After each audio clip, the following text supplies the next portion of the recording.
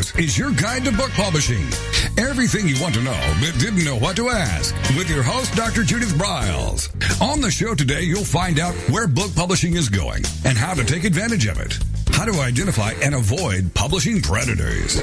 What opportunities are emerging as the book trade evolves in new forms. How to avoid losing money and much, much more. Join us now as a variety of publishing pros will deliver insights and strategies to take the author to the next level of publishing. It's your guide to book publishing. Everything you want to know but didn't know what to ask. Brought to you by AuthorU and the Book Shepherd. And now, here's your host, Dr. Judith Briles. Well, top of the writing day and authoring day to all of you. We have a show today that actually I haven't done one specifically on this topic in 3 years, which is kind of startling because it is the root, the core, the part of the structure of your success. And it's one of the things that I identify as the 7 deadly sins of publishing, or the lack of it. And we're talking about editing. Now, there's all types of editing. There's the content, there's the copying, there's the what I call the cold eye. And for some of you who just can't write anything, you hire what's called a ghostwriter, which combines some of the editing, but they're really doing the book. They become you, the faux you. At least it should be faux and not their voice. It should be your voice. But that's not what we're talking about. We'll do another show on ghost writing. What we're talking about is editing and making it snap, crackle, and pop and reaches out to your audience. With me is an editor. In fact, disclaimer here, he was one of my editors when I wrote for the Denver Business Journal for many, many years, and I handled the careers column.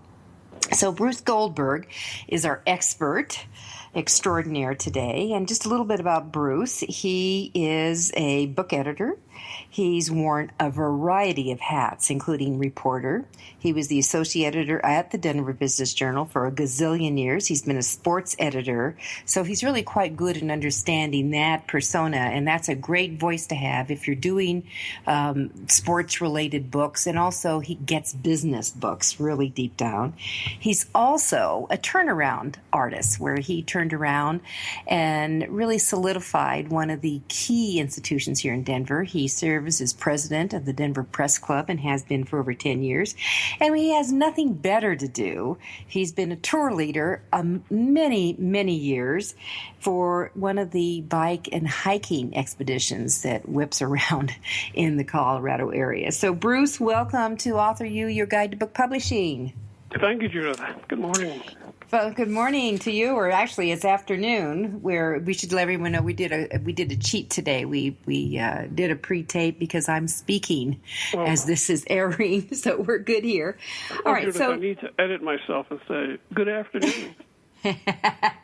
And good evening. But you know what? We're global, Bruce. So it's good morning, good afternoon, and good evening. So let's just do that one. All right. So one of the articles I wrote is, what comes first, the chicken or the egg, or is it the book or editing? And the reality is they're integrated and they're ongoing all the time. And my question was, should a book be edited? And my snippy remark was, well, does it snow in Alaska? Does it get cold in Alaska? Of course your book needs edited.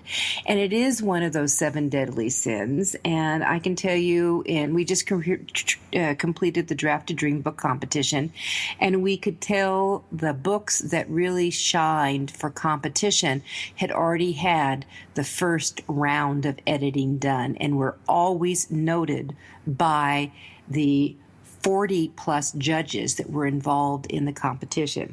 So, Bruce, let's just jump in here. How would you define editing? And what are some of the common snafus that you saw as an editor when you were at the Business Journal? Well, define editing. It's there's a great off-color joke I can't tell that really defines editing. So we'll move on to the more genteel version. Which it's basically, at its fundamental core is helping to improve anything that's written, whether it's a book, a newspaper article, a magazine article. It's guiding the author in how to make it better. But sometimes it's also, depending on how much influence you have, you may be able to force the change that needs to be made. Other times you have to gently persuade people to make the changes that need to be made. It's aiming for clarity. It's aiming for something that's going to hold the reader interest, with the exception of if it's a vanity project, well, then all bets are off. All you can do is help them out. If they're determined to publish something that's only going to sell 5 copies and it doesn't bother them, that's a whole different matter. But most people want to do much better than that.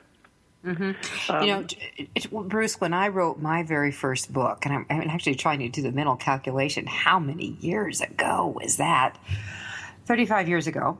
And actually, I had someone working with me, and I had edited, and the New York publisher bought the book, and they said, okay, now we'll go into editing. And I kind of went ballistic. What? We just did all this editing. I didn't understand what editing really was. And when I got my package back, when they sent everything back, because everything was done on hard copy and it was written on and all that, then I went my second ballistic thinking, oh my God, they've changed everything. They pulled everything out. They've done blah, blah, blah, blah. And what they did was they made it better. And so I always tell authors when they get things back, the best thing to do is to get their favorite beverage, whether it's hard or soft, and just read through all of it and get through it. And you're going to, I guarantee you, 90% of what's recommended makes absolutely total sense. Don't battle on everything. Yeah, it's amazing what people will miss because they insist on being their own editor, or they have a friend who was really good in English in high school, and she's he or she is reading my book. Well, that's fine, but you still need to hire a professional editor who's trained and knowledgeable and experienced to help you advance the book or the article or whatever it might be to the next level. I can't tell you how many times I've heard people say, I wish I had hired an editor, or they don't realize the importance of getting at least one more pair of eyes on this, and to help them, show them things that they're going to miss. Everyone gets edited. I get edited. I love having a good editor to go over my stuff, because they'll see some things that no matter how good I think it is, they'll see some things that how it can be made better. You asked about what are some of the common mistakes I saw. It's the standard newspaper fare. This is going to happen anywhere you are. It's a rushed environment, and so mistakes are more likely to happen. There's spelling, grammar, punctuation, sentence structure, story flow, being way too wordy at times. Is it logical? Make sure there's no libel issues in there, of course. That's automatic. That's a given. I just assume that people know that. Subject-verb agreement or disagreement. But most of all, does it make sense? Does it have clarity? To me, clarity and accuracy rule out over everything else before you get into style and whatever your favorite cause is. Bruce, you just said something that I really don't think a lot of editors really think about, is the liability issue. And I know that, I do content side. I don't do the punctuation and I can do some grammar, but I don't get into all of that. I'm really looking at the story and does it come together and that kind of thing. And I had a case where, it screamed lawsuit. Oh, up and down, through and out, flipped me over, screamed lawsuit. And I put out the warning lights immediately to the author, and he poo-pooed it. And it just, I said, my name is not attached to this work, because it was frightening to me what he was doing here. Boy, that's yeah. It's amazing how blind some people are to it. Whereas if you work at a newspaper, it's hammered into you from day one. So that's a critical issue. Yeah. Look at the mess. Oh, I should have mentioned. Look at the mess that Rolling Stone magazine faces now. Exactly. They've come clean about this incredibly inaccurate article, but now that fraternity, the university fraternity, plans to sue Rolling Stone, and I doubt that'll be the first lawsuit. Oh no, that's called the domino factor on that. Yeah. One thing also that you taught me as my editor was really to love writing for the Business Journal. Love these short paragraphs. and short sentences, even one-word sentences, so there's a little bit more punch. I just see too many authors get stuck in what I call paragraph perpetuity. I mean, it goes on and on and on, and there's no break. And I think that the newspaper writing, you don't see that often. It's much more clippier. Is that just something that's taught early on? It's, first of all, one of the truths of newspaper life is that every reporter believes every story they've written should be twice as long as it winds up being. I need more space. Well, you can't have it. There are space restrictions. So you learn to write tight and learn to write fast because of the never-ending deadlines, especially these days when you're also writing for the web on top of your print writing responsibilities. Yes. But with the web, just say this on the web, they seem to be writing longer also because, it just scrolls down. Or are they putting limitation? A lot of those entities lack editors. They lack journalism training. They lack writing training. And my goodness, it shows.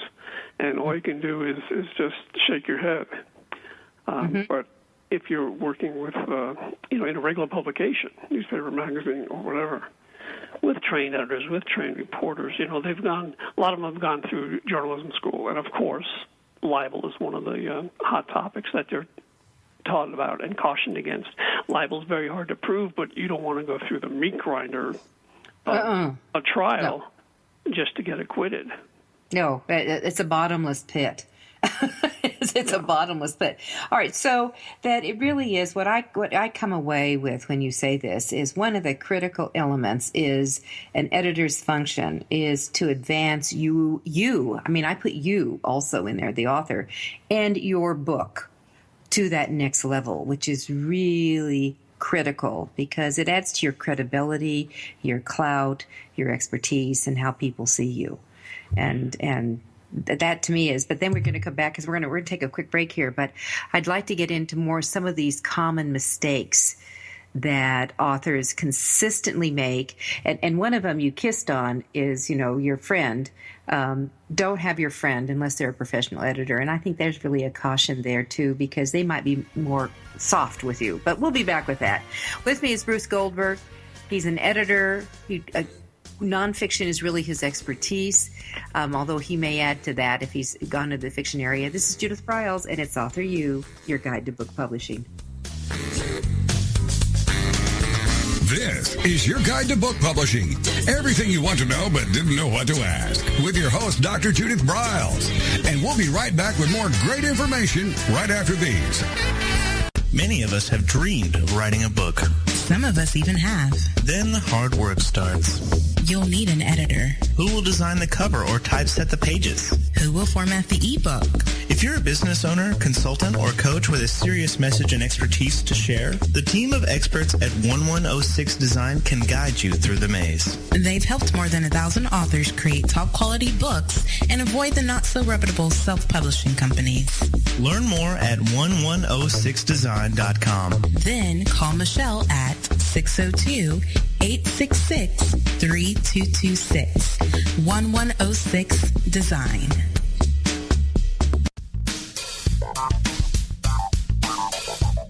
Is there a book in you or another? AuthorU will show you how to create, develop, and publish your book without being hoodwinked. If you already have a book out, you'll find a supportive and brainstorming community that's connected and creative no matter where you live. AuthorU brings in national experts for its book camps and annual author extravaganza held each May. It has regular meetings and delivers webinars for its members on timely topics. Through AuthorU's extensive network, members enjoy exclusive benefits, including significant discounts for a variety of services necessary to publishing. The Resource, its online book publishing news magazine, is content-heavy and it's free. If you want to create a book that has pizzazz, punch, and panache, AuthorU is for you. If you're a hobbyist or a casual author, it's not. Join AuthorU today through its website at AuthorU.org. Follow AuthorU on Twitter at AuthorU and on Facebook at AuthorU, where timely author and publishing tips and articles are posted daily. AuthorU, where the author goes to become seriously successful.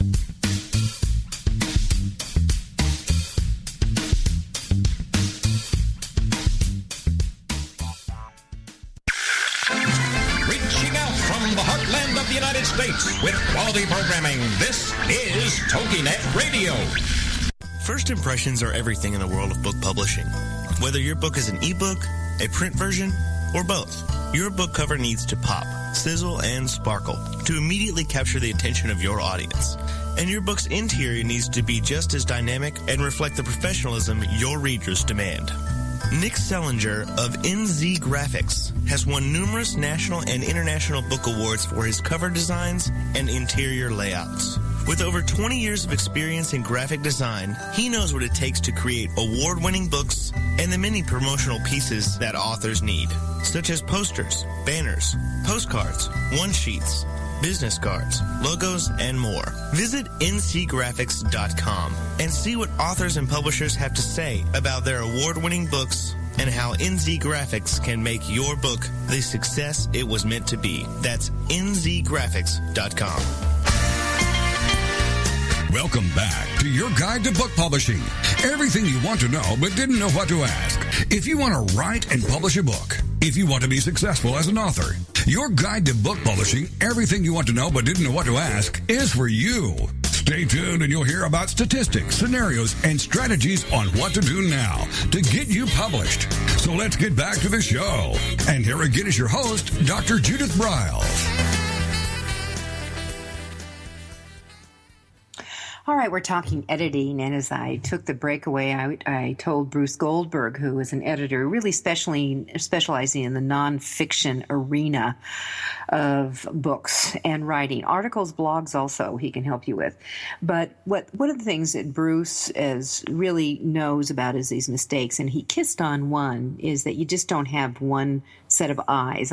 You have to at least one eye, but I'm into having multiple eyeball eyes looking at it. And you don't have your next door neighbor, and you don't have your mom, and you don't have your sister or brother, unless they are professional editors. This is what they do.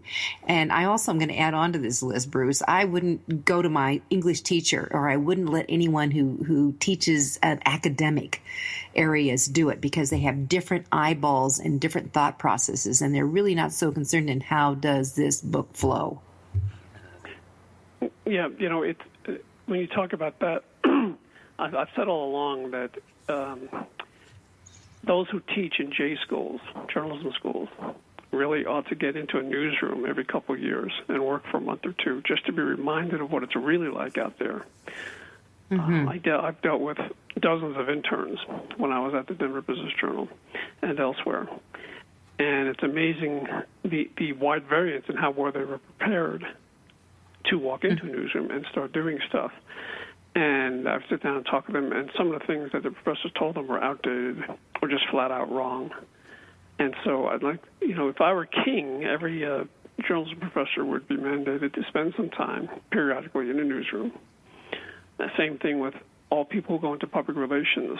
They would be mandated to work in a newsroom for 3 months or so to really give them, it would help them immensely. They get a great understanding of how media operates, what's relevant, what's really a story, and what's a waste of time to try to pitch. And when you mention multiple pairs of eyes, I don't know if I've ever mentioned this to you, Judith. I have this massive paper file I've built through the years, and I'm holding it in my hands right now, the world's worst press releases, the worst pitches I've ever heard. And I must have at least 50 examples in this folder. But you wouldn't believe some of the stuff that passes muster somehow and goes out to media in attempts to attract a story, attract coverage. Bruce, let me ask about a pitch. Does the pitch that you would have received 5 years ago, the same type of pitch that would be welcomed in today's market? I think, well, yes, in the sense that the fundamental rules are the same. Get to the point real fast. If you're pitching to a newspaper or magazine or a book publisher, same thing applies. You need to catch your attention fast. You've got a limited window to do that. People's attention spans are shorter and shorter these days. They have more and more things competing for their attention or their entertainment options. And so you need to have a compelling message, or here's why you should think about publishing my book. There's nothing else like it out there. And people are going to be very interested in the subject. Yawn. That's a yawn, I think. What's that? Because, that's a yawn. Everyone, authors always say that. There's no competition. There's nothing like it. No. I don't mean to say that. They need to prove it with what their book is about. Got it. So when they have their elevator pitch, they need to be able to tell what makes this book different, what is compelling about it, the subject that I'm writing about, and tell what the subject is. I have proof that there are aliens from Mars living among us. Apparently, I've worked for every one of them, something like that. Okay. Oh, well, that would get my attention. Okay, show me. Then that says, show me the proof. All right, that's the next paragraph. What is the story? What is your particular story? You hear these every day as you deal with authors, and I've heard them as well. And one of the things I have is a good sense for what's going to interest a reader, and you have to have that. And I can tell, people are going to be interested in this, or no, this is a flight of fancy on your part, driven by whatever, some ethereal need for attention. This ain't going to make it. Or the truth lies somewhere in between those two poles. We're doing a side conversation here from editing, but pitching is really important. So it has to be well crafted. It really does have to have editing. It might make sense to have someone who specializes in editing on the side of whether it's a press release or it's an elevator pitch of some sort. Would that make sense? Yeah, absolutely. And again, truly trained people. I'm going to just give an example. I have a friend who co-owns a successful public relations firm here. And she sent me a piece of collateral they were about to send out. I said, well, we've all looked at this. I looked at it. It looks good. I just want to know what you think. Well, I found a lot of errors in it. And I suggested 20 changes. And she wound up agreeing with all of them and making all those changes. That's why you need a professional editor. Had they sent this collateral out, they would have been embarrassed as an agency. Their client would have been embarrassed. And they, risked losing that client over that. I do have a question. What's a timeline for doing those kind of, say it's clean, it's edited, it's got the right hook in it for someone to send out? What's the timeline today? I think our listeners really would be interested to know. I mean, is it something you send out a week before an event? Do you send it out a month before an event? If it has no time frame, does it matter? I think that if you've got a major event, you need to let your community's media know, and by extension the community know. I would say 4 to 6 weeks in advance, and then think of different pitches as you get closer and closer to the event to keep it in the public eye so people don't forget to attend. So we keep sending them out. So you just don't do it once. You've got to do a follow-up all the time. Yeah, but it can't. It should be something different. Have a more unique approach than your first time you sent it out, because you want to. Because a lot of media outlets will say, "Well, we already did this," and toss it. So you need to give them something to chew on, something that makes it special. Maybe hold back one major aspect until the second announcement, the second round. Or maybe, having said that, I think that's something that folks should also ask a PR expert, a public relations professional, because this is what they do for a living, and they know timing better than I do. Oh, I just know that it's changing a lot. Okay, so let's jump back into our focal point here, where we're looking really at the tight things of editing. What other mistakes do we have? Is just one is they don't have the proper editing done. What would be next on the line? Well, we touched upon that a bit earlier. It's first and foremost, before you even sit down and write word one, what is your goal here? Is your goal to sell 1 million copies? Is your goal just to get a vanity piece done that you can have? Is your goal somewhere in between those two divergent poles of thought? Okay, once you decide that, then that's what you focus on, is to create a book that's going to be so interesting, so compelling and different from what else has been done before, that people will want to read it. They'll want to get their hands on it. And then from that moment forward, everything you do is geared towards that. Your writing, who you hire as an editor, approaching a publisher, your book design, all the things that you're involved with, in book production. Mm-hmm. So you're asking me, though, what are the mistakes? It's could be thinking that you've got something that's interesting to everybody, and guess what? It's only interesting to a handful of people. On the other hand, if you've accepted that in advance, but you want to get this thing done, go for it. It's relying only on spell checker. Don't do that. I think everyone knows spell checker is only the first step you take to make sure everything is spelled correctly. It's hardly infallible. There's some pretty hilarious errors that get in because people believe spell checker. You've got to have a professional editor go over every word, every line, every page, and do it at least once. Twice is better.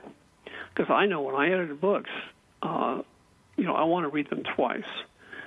And the second time is to make sure that all the changes we talked about, all the changes we incorporated, all the changes the author approved are in there.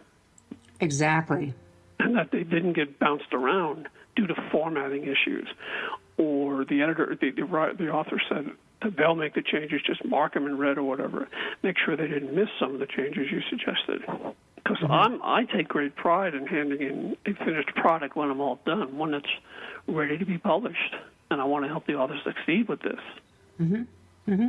And it is true that when it goes into what we call production, which is the layout process, lines get dropped. And sometimes, quote marks you might have, they get backwards, or the question mark that's in something, it disappears. And those all have to be fine-toothed. That's what I bring in another person, which I call a cold eye editor, who has never seen the work before, and that person sits down with a printed out copy and reads it line for line. And Bruce, it's an oh my God experience what gets picked up again in this process. Yeah. That's, you and I should talk about that. Yeah. It is shocking. Okay, and with that said, we're going to come back to that, more mistakes, but also let's get into how do we make things flow. And I want to know, Bruce, how best to work with an editor. And then, of course, everyone always wants to know, what is it going to cost? This is AuthorU, your guide to book publishing. My guest today is Bruce Goldberg, and he specializes in nonfiction editing. This is your guide to book publishing. Everything you want to know but didn't know what to ask. With your host, Dr. Judith Briles. And we'll be right back with more great information right after these. Since 1987, Color House Graphics has set the standard for quality book production. Whether you decide to print a small quantity of books or need a large print run, depend on Color House to help you. You'll receive professional help and advice the moment you reach one of our representatives. If you mention hearing about us on your guide to book publishing with Judith Briles, we will provide you a discount on the first order you place. To speak with a project manager, call us toll-free at 800-454-1916 or visit us at www.colorhousegraphics.com.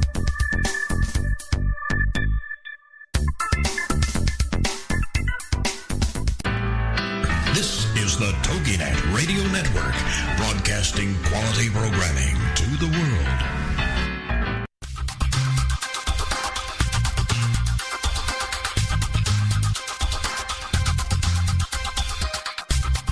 When Ned Thompson and Harry Shore started Thompson Shore in 1972, they believed employees with great character would make up the best company.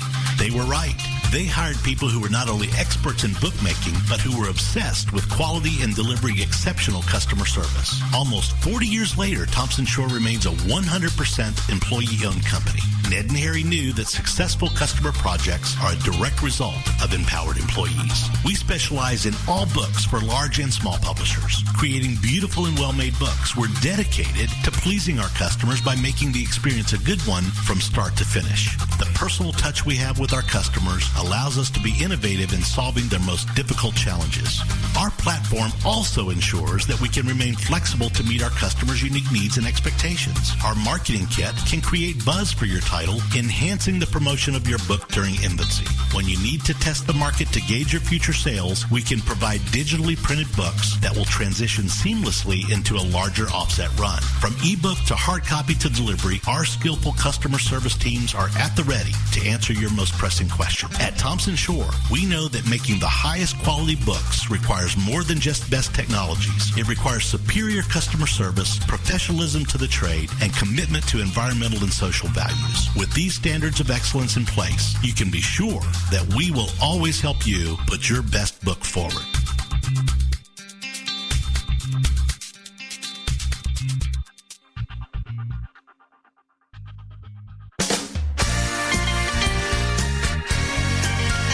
Welcome back to your guide to book publishing. Everything you want to know but didn't know what to ask. Coming up, you'll hear more about statistics, scenarios, and strategies on what to do now to get you published. So let's get back to the show. And here again is your host, Dr. Judith Briles.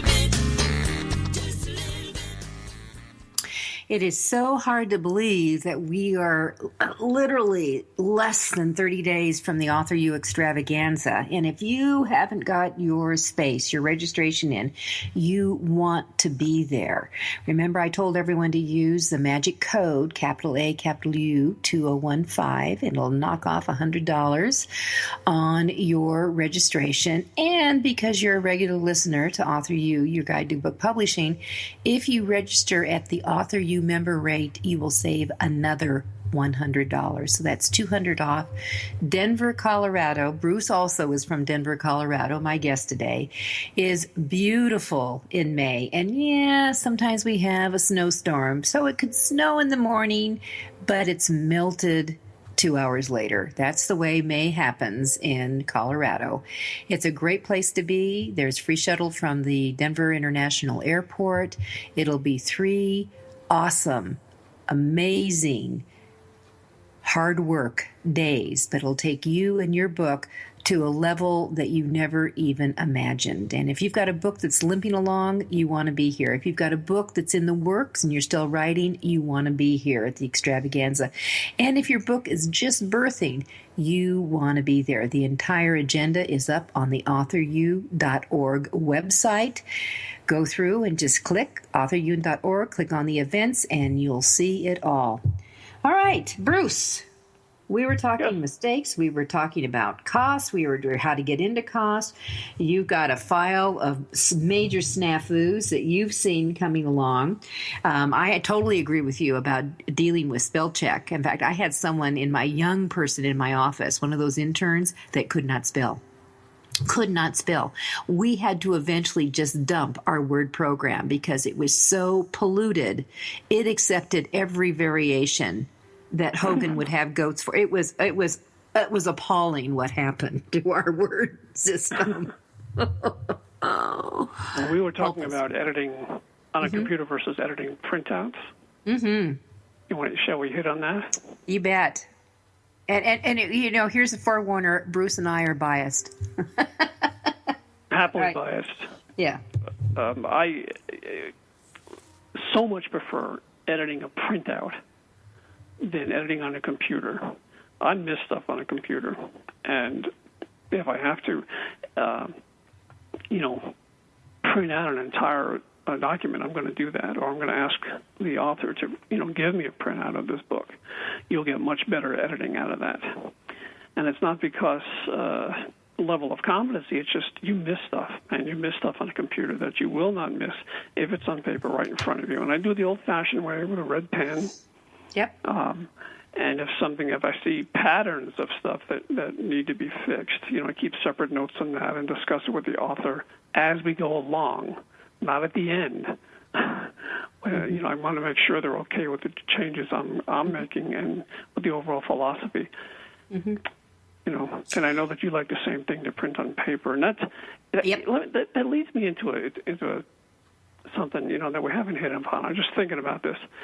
When you engage an author, you really should have some serious talks about make sure your philosophies are matching, making sure that you're going to be able to get along well together, make sure that you're not going to be horrified when it's over to find out that they rewrote everything or, just made it more their book than your book. And I can't tell you how many times I've heard stories like this, and no doubt you have too, Judith, where authors, they spend an enormous amount of money, and they don't, and they wind up even further behind than they were when they started this. I have an acquaintance who told me he paid someone $5,000 to edit the book and still didn't get an edited book out of it. Oh, of course, my question was, why did you pay her? But he never quite answered that. Well, or, was the book such a mess, or did it have to be totally rewritten? That's a whole other discussion. But let's go back to the author's voice, because you're talking about maintaining the author's voice. I have seen editors who take over the book. They become extraordinarily possessive, and all of a sudden it's theirs, and the author's voice is lost. So that it's really important to have that discussion with the editor, and I think it's also very important to let him or her know that there are some unique stylisms that you don't want altered in the book. Right. Maybe you talk a little funky, or maybe you have some special jargon that you use for your topic, especially we see this sometimes in nonfiction. Get them out so they don't all of a sudden start correcting everything or changing it to another format when that is the way you want it. So I think that's critical to have that discussion. Indeed, it's important to preserve the author's voice, and I have had to walk a fine line on a number of occasions, and I'm sure every book editor will tell you this. You have to get the book where it needs to be and make some crucial changes at the same time without losing the author's voice. And that's funny what you just said earlier about the editor gets real possessive, and that's wrong. The author is your client. You better treat them like a customer. You better be considerate of their feelings and of their voice and their point of view and how they wish to come across. And there's a way to do that and still clean up copy that badly needs to be cleaned up. Well, Bruce, I can give you an example of that. That's the voice theft. I'm sitting with a book that is a fallback from another editor now, that I'm doing the content editing side of it on, and really, and I talked to the author. I said, "Who wrote this? This number one does not sound like you, but it's really not contemporary. It's like someone else's philosophy, an alien, one of those aliens, Bruce, you talked about." And when he told me, and I said, I'm trashing everything. I'm just trashing everything because it makes no sense. And I'm sorry you kissed off your money, but it doesn't make sense. Oh, my goodness. I know. And I hate saying that. And it's really painful when you get different players in. But let me come back to the printed out version. The reason why I like working on printed, and I don't use a red pen, I use a purple pen, but I get a better feel. I mean, it allows me to fall into the book more when I can sit with it and touch the pages. I mean, that's just me. Maybe it's just me, but it allows me to know that this is what the book is and this is where I'm going with it. And I found that when people do everything online, it's easy to get a little lazy, and you can scroll and you can start skimming versus the other. And again, I could be wrong, but that's just my sense. Exactly. That's a good way of, it enables you to literally get more into it because it's right there. It's not, there's still, no matter how long we've been using computers, there's still some, what's the word I'm looking for? Lack of connection sometimes with what you're reading on a screen, as opposed to actually getting to touch the manuscript and then go back and refer much easily. If you have to go back 10 pages, it's a lot more easy to do by hand than trying to find it as you scroll and your frustration level grows. And it can grow, I'm going to tell you. Bruce, how long should an edit take? And I think that may be a too black and white question, because I've had some that have taken a long time because they're so messy. Yeah, so, and I don't have a straight answer on that. It depends on so many factors. Number one, the length of the book. Number two, how well written is it in the first draft? Or is it something that doesn't need much, or is it something that needs a moderate amount, or is it something that needs a total rewrite? Obviously, that's going to take a lot longer. I think, though, what you need to do is see, that's something I believe you negotiate up front. You got to go with common sense, explain the facts of life to the author, agree on a time frame that has some looseness in it, but not a lot. Because, they deserve to get their baby taken care of. You deserve to be paid for your time and to be given an adequate amount of time to edit something. I don't have a formula answer for you. Well, I think one of the problems, and this is a come to edit discussion, a come to book discussion, come to author discussion meeting here, that there is, my experience with a lot of authors is that because they have been writing their book, their baby, their tome, for whatever period of time, and they basically didn't receive any compensation for it, that, they did it, wee hours of the morning or right. on weekends or who knows, that there is a reluctancy to pay people to take care of this side of it. And they have a really, if all of a sudden, for example, you used a $5,000 number, which is for a copy edit is high, in my opinion. For a content edit, it could be extraordinarily cheap. But it depends upon what the editor has to do, and they have a hard time paying. And it's, where do you, if so you come into a project, and I've been in projects, Bruce, that I thought it could be handled in this time frame, but boy, God, when I really got into it, it's like, whoa, boy. Yes, exactly. Yeah. This has morphed. So does the editor just say, I need to stop, I'm not going to do anymore, and we need to have a discussion, you're going to have to come in more money or you go someplace else? How do you handle that? I think it's a couple of things. Number one is I try to edit a sample chapter or two ahead of time. That gives me a real good idea if we're going to be able to work together and how much time I'm going to need and how much surgery I'm going to have to do. And, I sit down again with the author and go over this. I say, okay, now that I've looked through this, this is how much editing it's going to need. Here are some of the pros. Here are some of the cons. Here are some of my suggestions. If you want to proceed, this is what, how much time and how much money it's going to require.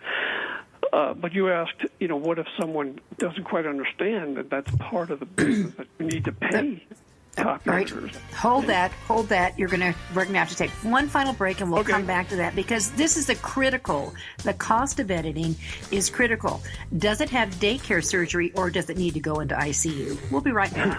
It's AuthorU, your guide to book publishing. This is your guide to book publishing. Everything you want to know but didn't know what to ask. With your host, Dr. Judith Briles.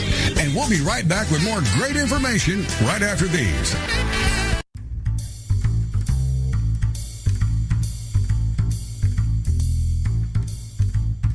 The book shepherding concept is simple. The publishing world is changing, and so must you.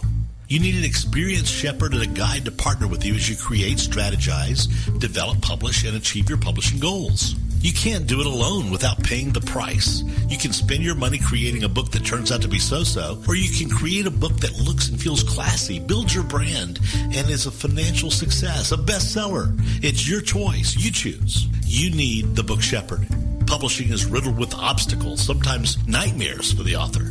You don't need problems. You want solutions. Dr. Judith Briles will shepherd you through the maze and the chaos. At times, she's had to step in and rescue a book that has been sabotaged by a publisher or by a publishing service provider, or sometimes even the author themselves. Judith Briles is the book shepherd if you want to create a book with no regrets. Give her a call today, 303-885-2207. That's 303-885-2207, or email her at judith@briles.com. By the way, Briles is spelled B-R-I-L-E-S. Follow Judith on Twitter at My Book Shepherd and on Facebook at The Book Shepherd.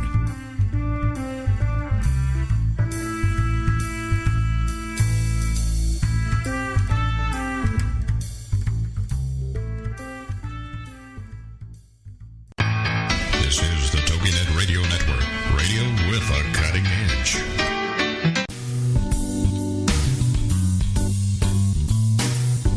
At Total Printing Systems, customer service is our priority. We are located in Southern Illinois.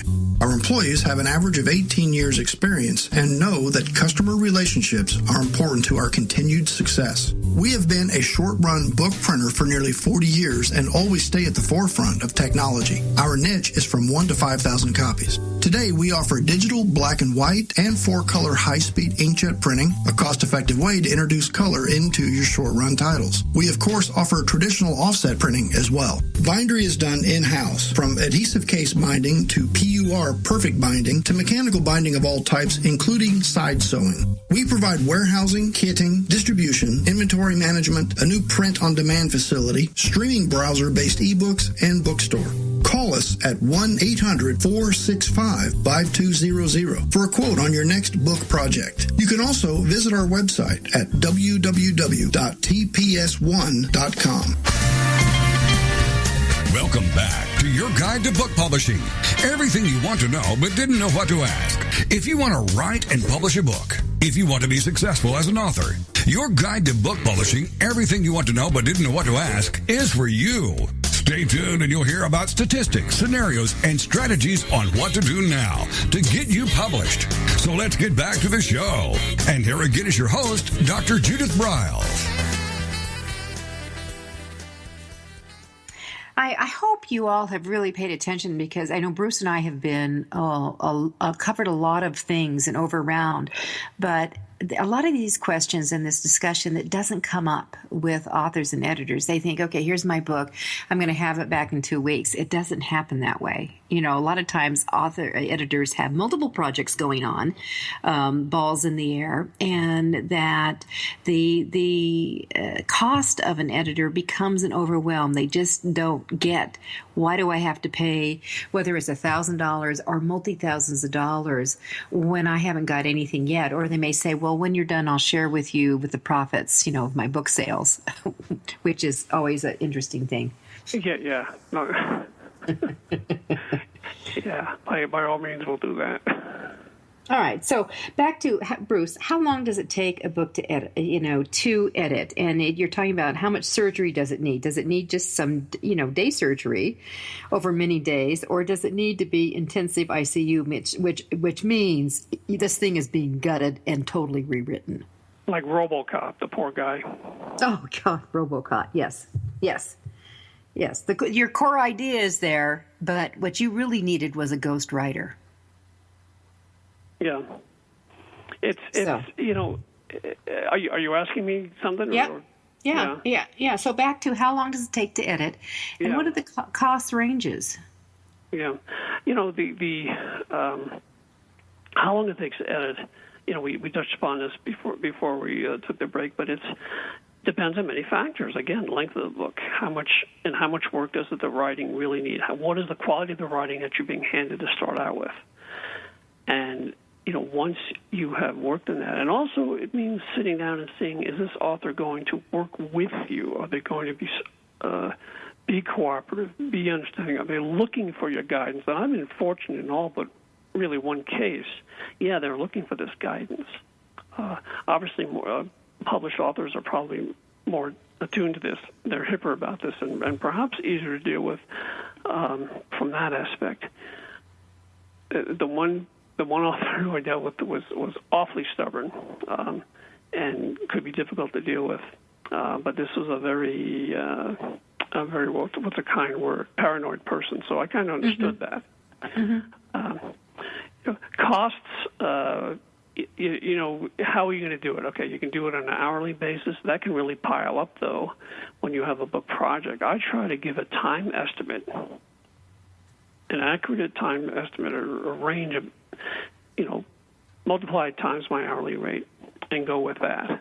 Now, I think that at the same time, there are so many different ways of figuring out what this is going to cost. What are you going to be doing? Are you doing strictly a copy edit for grammar and punctuation and spelling? Are you doing, as you say, a content edit as well? Are you just proofreading after all the work has been done? Are you going to be doing all of them? All of these go into that. So it's hard to name a flat figure because there are so many variables, so much factor. But you need a professional editor, just like you wouldn't take out your own appendix. You go to a doctor, you go to a surgeon.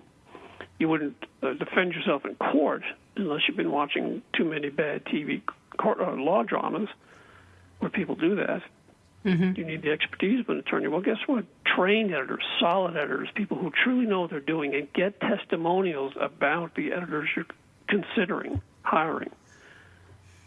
Talk to authors who they've worked with, because again, not to be repetitive, but you and I have both heard these horror tales of people who put their work in the hands of an unqualified editor who set them back, and sometimes set them back years. And that can happen, but then I'm going to throw a caveat. I mean, I know that we had one book in here that really took, by the time it was done, it was the whole full rewrite. It was just a freaking mess. And the other thing is, the book really wasn't one book. And I finally said to the author, you have 3 books here. Divide them up. People are not going to read a 700-page tome anymore. Not with this kind of a book.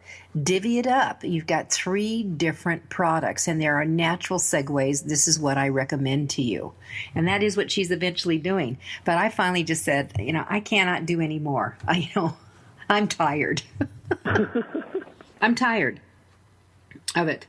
And then the resistance. All right. So you talked about getting testimonials and things. So what would be the magic word you would say to the editor? Would you give me people who you've worked with who've written books that are similar to mine?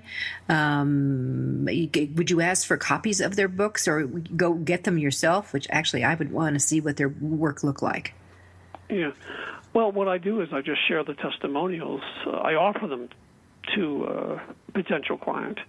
Mm-hmm. Would you like to see testimonials from people whose books I've edited, and mm-hmm. they want to see them, I send them. That's basically it. And so I make sure to collect these. First of all, the key is to do work that's good enough that they're going to be willing, enthusiastic about writing a testimonial. And so I've been able to build up a nice file of those mm-hmm. the last few years, and so I'll just share that. Mm-hmm. Mm-hmm. And that I think that really has a strong impact on authors as they're looking for an editor, because sometimes they're proceeding blindly. They don't really know what to do. They're not sure what to ask an author. They never really know how good that author is. Well, here's some folks who can tell you how I performed for them. So that's what I do. Mm-hmm. Mm-hmm. Bruce, when should a book be edited? Should you wait till it's done, or should you start getting input in the beginning? I would say for that's a great question, because if you're not quite confident in what you're doing as an author, maybe show the first couple chapters to a qualified author, because they'll make suggestions and put you on the right path if your writing isn't that strong. That will save you a lot of heartache down the road. Instead of you writing another 200 or 300 pages following the wrong course, they can get you set on the right course and then make that huge first step a little bit easier.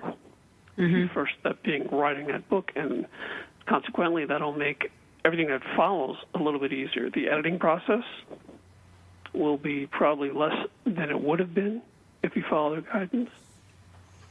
Now, yeah, I think that actually is a logical, makes sense. There is a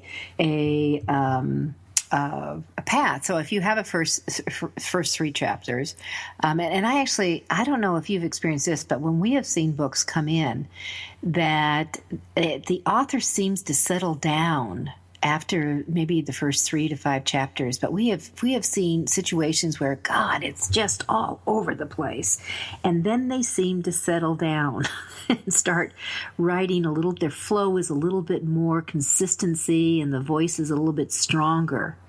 I don't know if you've had that experience at all. Well, I've seen that, not really with the books, but many newspaper articles where a reporter thought they had to get in all these thoughts in that first paragraph. Mm-hmm. And then it's a fat graph. It's hard to follow. It doesn't make much sense. And there's always an easier, tighter, better way to say it. which is always a good thing. And that's where your editor does help and come together. All right, so we have about 3 minutes here to go. What other little tidbits that we talked about, the basics there, certainly spelling and grammar and punctuation and your subject-verb agreement. What are some tips on really that flow part? What would you as an editor say would be a couple of things that you would look for or suggest to an author? With flow, does this chapter lead into the next chapter? Do you have sudden stops and starts that are going to disrupt the reader and make them wonder, where was I, or what happened to this point that was raised earlier, or whatever happened to that character, or what happened to that institution you're writing about?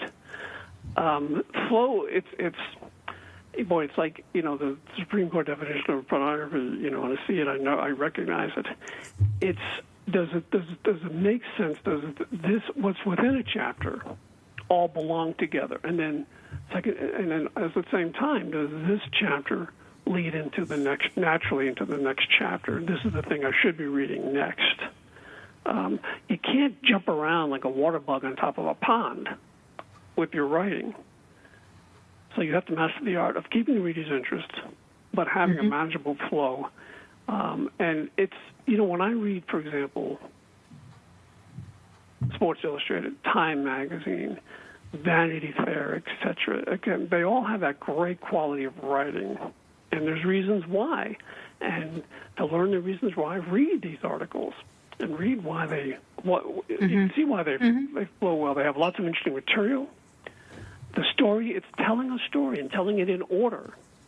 And you know what? One of the things you're talking about, which is yours and my, we're both in the primary nonfiction arena, but that the Vanity Fair, which I also read, is that they're long articles and they really are standalone. I mean, those are like excerpts in a lot of cases, but the facts are there. It flows. It has a beginning and it has a middle and it has an end. So that would be one of the advice I'd give to everyone. Each chapter, do you have a beginning, a middle, and an end, at least for that module before you hop to the next one? It doesn't mean you can't link back, but it has to flow. Would you agree? Right. Oh, yeah. And don't hesitate. Exactly. Don't hesitate to link back. You're not forbidden from referring to earlier events. It's a summing up. Yeah. Okay, so we need to do a wrap-up. It's been a fast hour. Bruce Goldberg, editor extraordinaire, primarily in nonfiction, has been with me. Bruce, how do we get a hold of you? Email address is bgindenver, bgindenver@AOL. Okay, that's boy George in Denver at AOL.com. I'm Judith Briles. It's AuthorU, your guide to book publishing. Come to the extravaganza. We'll see you next week. Thank you for being a part of Your Guide to Book Publishing. Everything you want to know but didn't know what to ask. With your host, Dr. Judith Briles. Each week,